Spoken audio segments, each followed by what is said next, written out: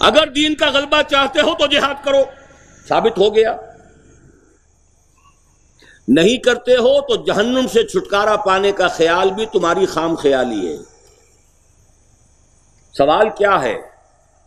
یا ایھا الذین آمنوا هل ادلکم علی تجارۃ تنجیکم من عذاب الیم، یہ نہیں کہا کہ اہل ایمان کیا تمہیں وہ کاروبار نہ بتائیں جو جنت کے اعلیٰ ترین درجوں تک پہنچا دے،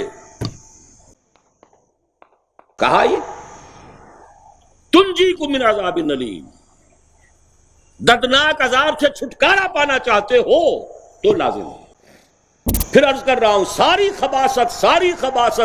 خباثت مغربی نظام کی اس کے معاشی نظام میں ہے جو بدترین ایکسپلائٹیٹو نظام ہے، اور اس کے سماجی نظام میں ہے کہ جس نے بیڑا غرق کر کے رکھ دیا ہے نوع انسانی کا۔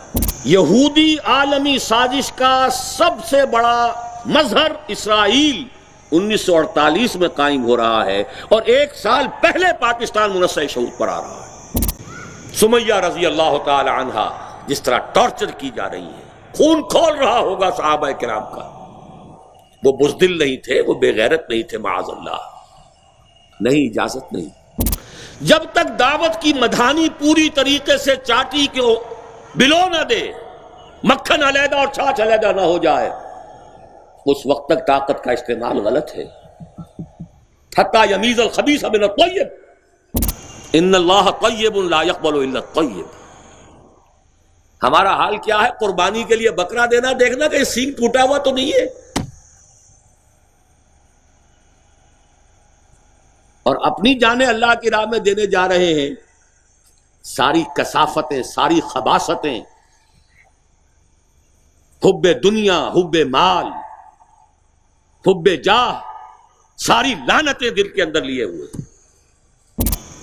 اطاعت، فاسمعوا واطیعوا، سنو اور اطاعت کرو۔ میں تو یہ عرض کیا کرتا ہوں، بہت سے لوگوں کے علم میں ہوگی بات، جھوٹی نبوت نے قادیانیت کے اندر جتنا نظم پیدا کر دیا ہے اس کا تصور کیجئے۔ کوئی جماعت ہے اتنی منظم؟ مسلمان جب جنگ کرے جہاد فی سبیل اللہ ہے، چاہے بدماش ہو، فاسق ہو، فاجر ہو، اللہ کا باغی ہو، صرف زیادہ بڑے محل بنانے کے لیے وہ جنگ کر رہا ہو، اپنی حکومت کو وسعت دینے کے لیے جنگ کر رہا ہو، وہ جہاد فی سبیل اللہ ہو رہا ہے۔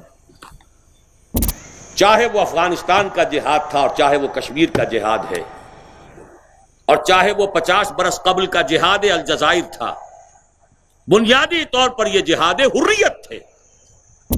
ایک وقت آیا درویشی ختم ہو گئی، قاتلوا فی سبیل اللہ الذین یقاتلونکم، مسلمانوں تمہارے بند ہاتھ کھول دیے گئے ہیں۔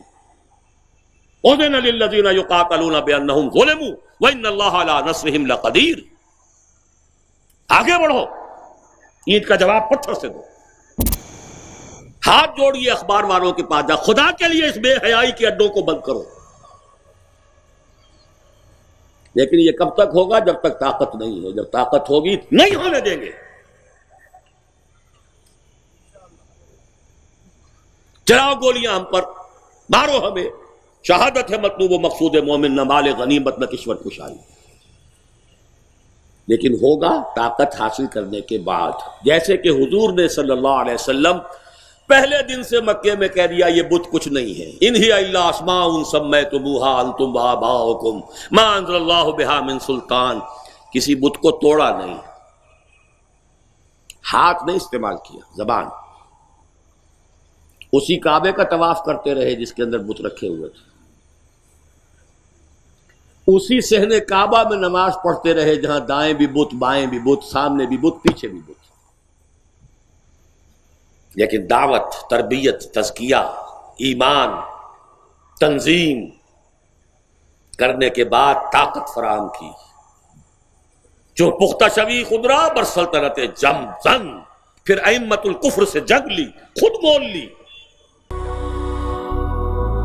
هي الحلقات تحفظني بآيات من القرآن، هي الحلقات تملأني بحب المصطفى العدنان، هي الحلقات تحفظني